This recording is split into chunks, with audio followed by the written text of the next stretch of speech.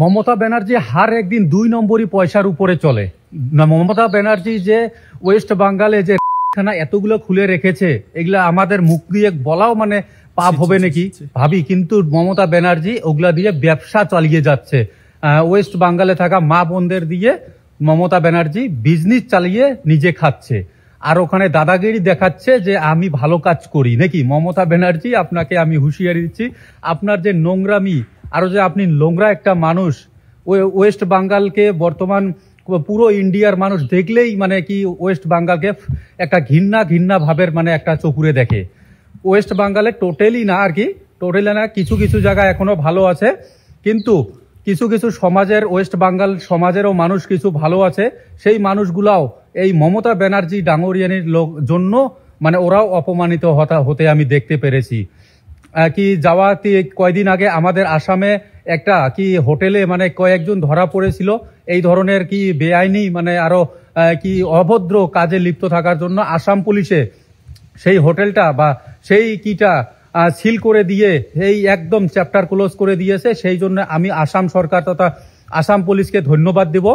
কিন্তু মমতা ব্যানার্জি ডাঙরিয়ানি যেটা করতেছে বা কি মমতা ব্যানার্জি যেটা বিজনেস, সেই বিজনেসটা হয়তো আগামী দিনেও থাকবে। আর সেই বিজনেসের জন্য আমাদের মানব জাতিটা এত যে লজ্জিত আমি হতাছি, এই কি আমি এই এখান থেকে আসাম থেকে আমি প্রতিবাদ জানাবো যে ওয়েস্ট বেঙ্গলে যত আছে বা যত মানে অপকর্মতে লিপ্ত হয়ে আছে, এই কি মমতা ব্যানার্জি যে পারমিশন দিয়েছে এটা একদম মানে গ্রহণযোগ্য না, এটার বিরোধ আমি করছি। মমতা ব্যানার্জি কিসের পয়সার এত অহংকার? মমতা ব্যানার্জি একটা কি মানে লাখ লাখ টাকা দিনে করোড় টাকা ইনকাম করতেছে এই বাজি করে। মমতা ব্যানার্জি না করে, কিন্তু ওর আমার কি ওয়েস্ট বেঙ্গলে থাকা যত আমাদের মা বোন আছে সবাই আমারও মা বোন, সবারই মা বোন, কিন্তু মমতা ব্যানার্জির নয়। যদি ওর মা বোন হইতো ওয়েস্ট বেঙ্গলের গুলা, তাহলে ওই এই ধরনের অভদ্র কাজ করাইতো না। সেই জন্য আমি এইখানে কঠোরভাবে আমি এই মমতা ব্যানার্জিকে আমি একদম চ্যালেঞ্জ করে বলছি, আপনি যেটা করতেছেন একদম জঘন্য কাম। আপনি কি মানুষের ওয়েস্ট বেঙ্গলের মানুষের সামনে আপনি যে কিভাবে মুখ দেখান একজন মহিলা মানুষ হয়ে, আমি আচরিত। কারণ একজন মহিলা মানুষ হয়ে মহিলা মানুষকে দিয়ে আপনি মানে ব্যবসা চালিয়ে যাচ্ছেন, আর সেই ব্যবসার টাকা দিয়ে আপনি সংসার চালাচ্ছেন। আপনার কি লগে সাইড সুইট গুন্ডা বাহিনী যারা আছে মানে চলতেছে আরামে। এটা কি ব্যবসা ভাই মমতা ব্যানার্জি? আপনার তো লজ্জা লাগা দরকার। কোনো মানুষের সামনে গিয়ে বক্তব্য রাখাটা তো আপনার লজ্জা লাগা দরকার। এত যে ফালতু মানুষ কি এই যে আমার মমতা ব্যানার্জি ডাঙরিয়ানি, এত জঘন্য ফালতু মানুষ থাকে মুখ্যমন্ত্রী। এরকম ২ নম্বরই কাজ করে আরো পাবলিকের সামনে ঢোল বাজিয়ে বলে আমি উন্নতি করেছি অমুক তমুক। হ্যাঁ, এগুলা কি? আরো এই ২ নম্বরই কাজে লিপ্ত থাকার পরেও আমাদের কোচ রাজবংশীকে নিয়ে ও মানে মাথা ঘামায় যে কোচ রাজবংশী কে, ও হিন্দু না মুসলিম? তোকে বলছি কি মমতা ব্যানার্জি, হ্যাঁ তুই এখনো শুধরে যা। তোকে কি সম্মান দিয়ে কথার লাইক তুই রাখিস নাই। কারণ ১ নম্বরে তুই যে ওয়েস্ট বেঙ্গলে খুলে দিচ্ছিস সবাইকে, মা বোনদেরকে, সেই জন্য তোকে আর ইজ্জত দিয়া কথা কওয়ার কোনো ভাষা নেই। তোকে তুই মুই করে কথা বলতে লাগবে। আর রাজবংশীদের তুই মানে টার্গেট করতে চাস নাকি? হ্যাঁ, রাজবংশী জাগলে তোদের বিপদ আছে, ঠিক আছে? ওয়েস্ট বেঙ্গলকে আমি কি দেখে নেব। আমাদের রাজবংশীকে সবাইকে আমি একতা হতে আমি কি রিকোয়েস্ট করব, সবাই এক হয়ে যাও, নইলে এই আমাদের রাজবংশী সমাজ যতগুলো ভালো আছে সবগুলো খারাপের লাইনে চলে যাবে। যার জন্য আমি রিকোয়েস্ট করব মমতা দিদিকে একদম ঝাড়ু নিয়ে খেদান। আমাদের রাজ্যের সিএম তথা মুখ্যমন্ত্রী মমতা ব্যানার্জি ভালো হোক খারাপ হোক, মানুষের ভোটে এখনও একটা সময় তো মানুষ ভোট দিয়ে সিএম করেছে। তো একটা রাজ্যের সিএম বা দেশের পিএম সবার যে ভালো লাগবে এমন কোনো কথা নেই। প্রত্যেকটা মানুষের যে কাছে যে ভালো হতে হবে এমন কথা নেই। কেউ খাসির মাংস খেতে ভালোবাসে, আবার কেউ খাসির মাংস খেতে ভালোবাসে না। কেউ খাসি ভালোবাসে, আবার কেউ খাসির মাংস খেতে ভালোবাসে, বাট খাসি দেখতে পারে না, খাসি যে তাকে দেখতে পারে না, ঠিক আছে? তো সেই জায়গায় সব মানুষের মন জয় করা চলা তো সম্ভব না।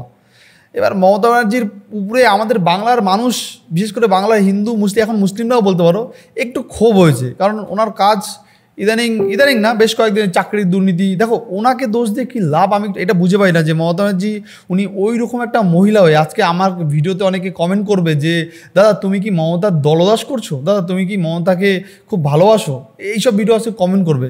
দেখো আমি পার্সোনালি আমি একটা কথা বলি, আমি রিয়েলি আমি কারো ভক্ত না, না মমতার ভক্ত না মোদির ভক্ত, কিন্তু যেটা সত্যি আমি সবসময় চেষ্টা করি সেটাই বলার চেষ্টা করি।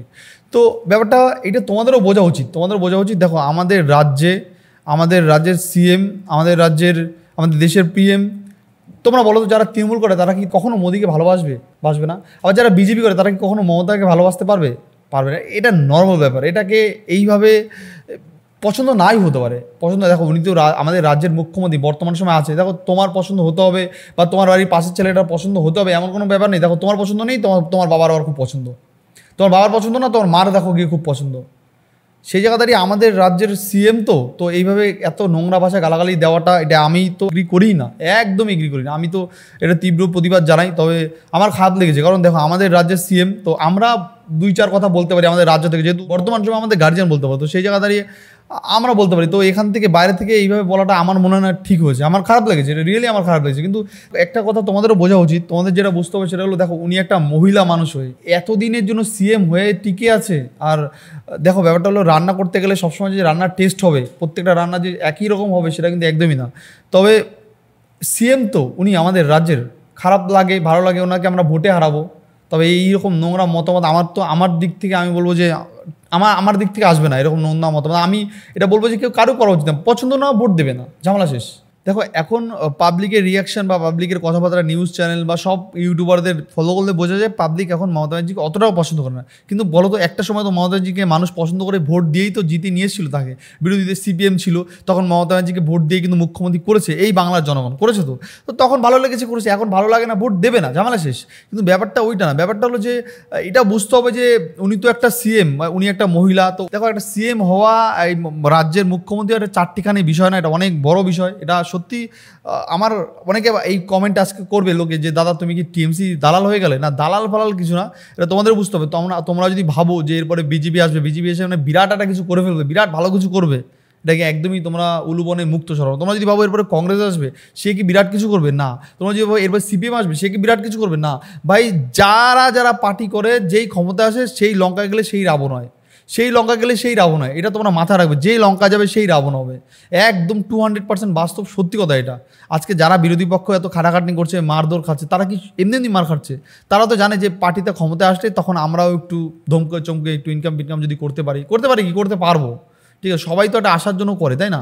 এই তৃণমূলে যারা দেখো এত খিস্তি এত নোংরা কথা শোনার পরেও তারা ওই তৃণমূল পার্টিটা করে কেন জানো তো? ওরা জানে যে এই পার্টিটা করে যদি আমি একটা এমপি এমএলএ হয়ে যাই তো এখান থেকে একটা ভাতা আসবে মাস গেলে, সেখান থেকে আমার জীবিকা খেয়ে পরে তো বাঁচতে পারবো, লোকের গালাগালি খেলে তো আর পেট ভরবে না, তো সেই জন্য করে। তো ব্যাপারটা এটা তোমাদের বুঝতে হবে যে বাংলার মতন জায়গায় দাঁড়িয়ে যে মমতা ব্যানার্জি একদমই কিছু করেনি সেটা একদমই না, করেছে। কিন্তু তার থেকে বড় কথা হলো মানুষ পছন্দ করছে না এই কারণে উনি একটা মহিলা সামলাতে পারছে না। কারণ ওনার এমপি এমএলএরা যা চুরিচামারি করেছে, ওনার এমপি এমএলএ নেতারা যা চুরিচামারি করে, আর চুরিচামারি তো ছেড়ে দাও সাইডে, যা গুন্ডামি করে, দেখো গুন্ডামি তো আর মমতা ব্যানার্জি শিখে দেয় না যে যা তোরা একটু মমতা ব্যানার্জি গিয়ে গুন্ডামিটা করে আয়, শিখে দেন। এইগুলো হলো যারা পার্টি সাপোর্ট থাকে, পার্টির সাপোর্ট তো অবশ্যই থাকে, সেই সাপোর্ট কিন্তু মমতা ব্যানার্জি দেয় না, সেই সাপোর্ট মমতা ব্যানার্জি বলে দেয় না যে তোরা গিয়ে মানে গুন্ডামিটা করবি, ঠিক আছে। এটা পার্টির নেতা আমলা চামলারা করে, ঠিক আছে, ছোটো ছোটো নেতারা করার পরে তখন দোষ হয় মমতা ব্যানার্জির দোষ হয়ে যায়। কী বলবো বলো তো? এখন এই যে বাংলার পুলিশ যেরকমভাবে দুর্নীতি করে, রাত্রেবেলা লরি ড্রাইভারদের সঙ্গে অসভ্যতামি ব্যবহার, লরি ড্রাইভারদেরকে মারধর, বা ইভেন রাস্তায় মানুষ বলে গণ্যই করে না, এইগুলো দোষ গিয়ে ভর্তাচ্ছে কার উপর? মমতা ব্যানার্জির উপর। তো উনি তো শিখিয়ে দেয়নি, রাজ্যটা দিকটুকুনি জায়গা না। এখন এটা মেনেই মানুষ মানতে পারছে না, মানুষ বলছে সরকার হাঁটাও। আমার মনে হয় যে সরকার হাঁটাও না, মানুষের এমন একটা একতা হওয়া দরকার হিন্দু মুসলিম উভয়ে, যে সরকার হাঁটাও, এরপরে যে আসবে সেও যদি তেলাতালি করে তাকেও হাঁটাও। এই যে অন্ধভক্ত হয়ে থাকবলাম আমি যে আজকে আমি সিপিএম করি, মরার আগের দিন অবধি আমি সিপিএমেই ভোটটা দেবো, কেন ভাই?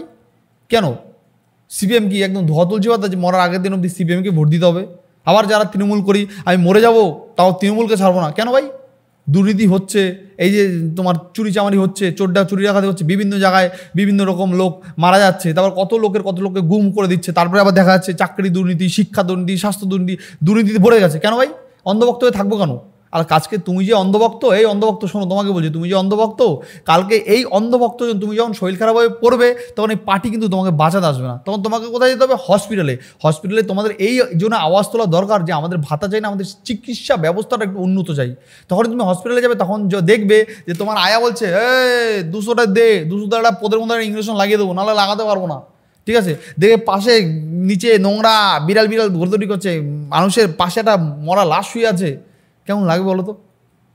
আজকে হসপিটালেও দুর্নীতি ভরে গেছে, প্রত্যেকটা জায়গায়। হেন কোনো জায়গা নেই যেখানে দুর্নীতি নেই, হেন কোনো জায়গা নেই। প্রত্যেকটা ভালো করে, মানে এমন কোনো জায়গা ফাঁকা নেই যেখানে দুর্নীতি করার মতন জায়গা আছে। এটা দোষ সরকারকে দিয়ে লাভ নেই, সরকারকে দিয়ে লাভ নেই। সরকার চায় দাও পূজা মণ্ডপে টাকা দাও, পুজো মণ্ডপে টাকা না দিয়ে আজকে 20, 50, 100 যদি পূজা মণ্ডপে একসঙ্গে হয়ে বলতো যে না এই টাকাটা পূজা মণ্ডপে না দিয়ে আমাদের এলাকায় যে হসপিটালটা আছে ওইটাকে আরও সুন্দর করে দিন, বা আমাদের এলাকায় একটা স্কুল আছে ওই স্কুলটাকে আরও ভালো করে দিন, বা আমাদের এলাকায় একটা স্কুল আছে তো ওই স্কুলে দুটো করে গাড়ি দিয়ে দিন, সেই গাড়িগুলোকে বাচ্চা কাচ্চা যাতায়াত করবে, আমাদের এলাকার মাঠটা সুন্দর করে দিন, বলেছে মানুষ তো। ওরে বাবা, দিচ্ছে টাকা 1,20,000, চলো এই শোন পুজোতে সপ্তমীর দিন হবে পনির, অষ্টমীর দিন হবে একটু ভালো খাবার, নবমীর দিন কিন্তু আমরা শোন কাতলা আর পাবদা খাবো, আর দশমীতে কিন্তু খাসি মটন ছাড়া খাবো না, মানে ওই টাকা দিয়ে হিসাব হয়ে যায়। আর পুজোর টাকা, আরে পুজোর টাকা নিয়ে টেনশন কিসের ভাই, পুজোর টাকা তো হয়ে যাবে। আরে আমাদের প্রমোটার আছে পাড়ায়, ওকে 1 লাখ দিতে বলেছি, আর ওই পাড়ার পাশের বাড়ি যে চোর আছে চুরি চামারি করে ওকে 2 লাখ দিতে বলেছি, ঠিক আছে। আর এলাকার সাধারণ লোকের কাছ থেকে তো চাঁদা কাটবই, সেখানে 100, 200, 500 নেবো, এই ছোটোখাটো ব্যবসাদারের কাছে ডিমান্ড করবো 500, 700, সেখান থেকে হয়ে যাবে। আর ওই দিদির টাকাটা ওটা দিয়ে আমরা পুরো মানে ওই কদিন খাওয়া দাওয়ার মদ মাংস চালিয়ে দেবো, ঠিক আছে। এই যে এই দোষটা কার? এই দোষটা কি মহাত্মা গান্ধীকে দিয়ে লাভ আছে? আমরা ওই টাকাতেই নিয়ে আমরা পাগল। কালকে মদ মাংস খেয়ে যখন শরীরটা খারাপ হবে তখন যেতে হবে কোথায়? হসপিটালে। আজকে হসপিটালে গিয়ে যদি ঠিকঠাক পরিষেবা না পাও তখন দেখবে যে তোমার পাশে তোমার চিকিৎসা করছে ডাক্তার না, ডাক্তারের শিষ্য এসে তোমাকে চিকিৎসা করছে, তখন কেমন হবে বলো তো? হ্যাঁ, এটাই হচ্ছে এখন বর্তমান সময় হসপিটালে। তাই আমার মনে হয় এই জন্য মমতা ব্যানার্জিকে দোষ দিয়ে লাভ নেই, আমার মনে হয় আমাদের নিজেকেই দোষ দেওয়া দরকার, যারা আমরা এখনও অন্ধভক্ত হয়ে আছি। আমরা যদি অন্ধভক্তিত্বটা বন্ধ করি হয়তো সরকার, যেই সরকারে মানে মমতার সরকারের থেকেও ভালো কিছু পরিষেবা আমরা পাবো হয়তো। এরপর মনে করি বিজেপি সরকার আসবে, তখন কিছু আমরা বিরাট একটা ভগবান পেয়ে যাবো, এটা কিন্তু একদমই না বন্ধুরা, একদমই না। সবাই যে যার ধান্দা, যে কেউ মুখ্যমন্ত্রী হওয়ার ধান্দা থাকে, কেউ এমপি, কেউ এমএলএ, সবাই যে তার ধান্দা থাকে। তাই আমাদের জনতান, আমাদের সাধারণ মানুষকে বুঝতে হবে যে আমরা কী চাই। আমরা আমাদের স্বাস্থ্য পরিষেবাটা ভালো চাই, আমরা আমাদের স্কুল বাচ্চা কাচ্চা পড়াশোনা শিক্ষা ব্যবস্থাটা একটু ভালো চাই। তো সেই জন্য দাঁড়িয়ে আমরা যদি সরকারকে ঠিক সেই রকমভাবে আমরা বলি যে না আমাদের এই জিনিস চাই না, আমাদের এই জিনিসটা চাই। আমরা এই নিয়ে কখনো আন্দোলন করেছি যে হসপিটালে তো নোংরা কেন, এই নিয়ে আন্দোলন করেছি আমরা কখনো? না, আমরা আন্দোলন করেছি আমাদের পাড়ায় দেব আসবে, ও দেব আসবে, চলো একটা আন্দোলন হয়ে যাক, 2000 লোক জড়ো করতে হবে, দেব আসবে। কখনো এই নিয়ে আন্দোলন করছি যে পাশের বাড়ির আব্দুল চাচার কিডনিটা খারাপ হয়ে গেছে, হসপিটালে ঠিকঠাক পরীক্ষা পাচ্ছে না, বা পাশের বাড়ির করিম চাচার রক্ত শেষ হয়ে গেছে, রক্ত লাগবে, হসপিটালে গিয়ে রক্ত পাচ্ছে না, রক্ত ব্ল্যাকে বিক্রি করে দিচ্ছে, করেছি এই নিয়ে আন্দোলন? আমরা কিন্তু এই নিয়ে আন্দোলন করিনি। তাই দোষটা আগে নিজেদের দেওয়া দরকার, সরকারের দিকে আঙুল তোলা দরকার আছে, সরকারের দিকে অবশ্যই আঙুল তোলা দরকার আছে। তারপরেও জানো তো কি, আমরা যে কিছু কিছু মানুষ যে অন্ধভক্তিত্বটা আছে না, এই অন্ধভক্তর জন্য একটা কথা জানবে, আমি যদি আজকে চুরি করি, আমাকে যদি কেউ কিচ্ছু না বলে, কালকে কিন্তু আমি আবার চুরি করতে যাবো, আবার কালকে যদি চুরি করি, কালকে দেখবে এইভাবে করতে না আমি আস্তে বড় চোর হয়ে উঠবো। ঠিক সরকারটা ঠিক তাই হয়েছে, সরকারটা ঠিক তাই হচ্ছে, কেউ কিছু বলে না, বিন্দাসভাবে চলছে, সব কিছু চলছে।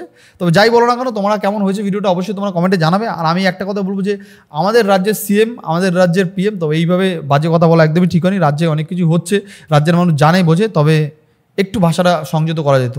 তো বন্ধুরা আজকে আমাদের এখানে শেষ করছি, নেক্সট আবার দেখার জন্য কোনো ভিডিও, অন্য কোনো পর্ব। ভিডিওটা কেমন লাগলো সেটা কমেন্টে জানাতে একদমই ভুলো না। বাই বাই বন্ধুরা, ভালো থেকো, সাবধান থেকো, সেফ থেকো বন্ধুরা।